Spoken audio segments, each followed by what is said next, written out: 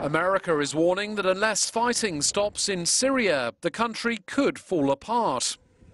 It comes as the government of President Bashar al-Assad and rebel groups accept a planned ceasefire due to start on Saturday.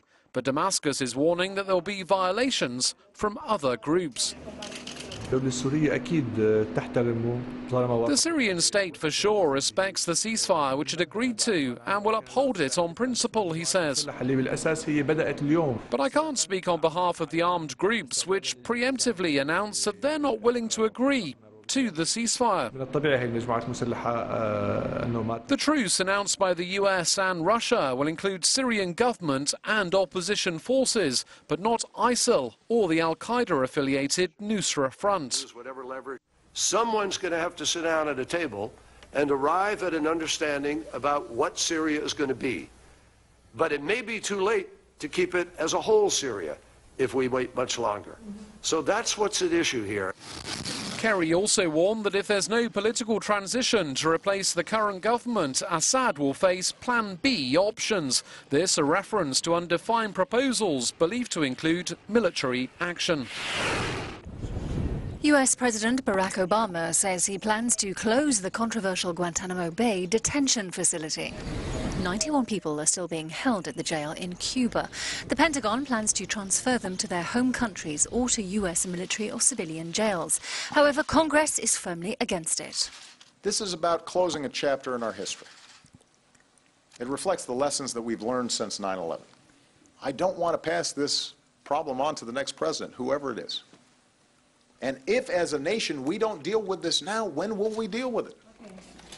Closing Guantanamo is a long-standing aim of President Barack Obama.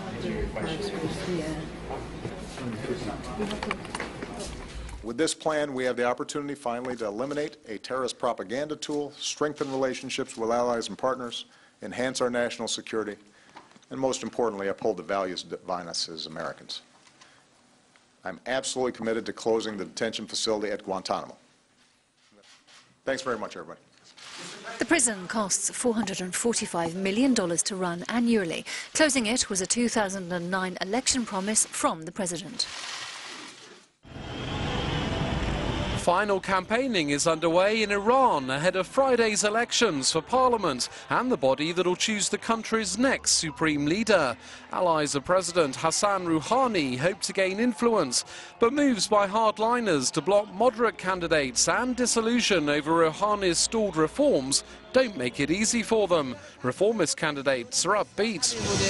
Looking at past experience, fortunately, we've been successful in different spheres, including the economy, he says. Last year's nuclear deal lifted crippling sanctions, creating hope of an economic upturn and higher living standards for people here in Iran. Conservatives are putting the economy at the heart of their campaigning.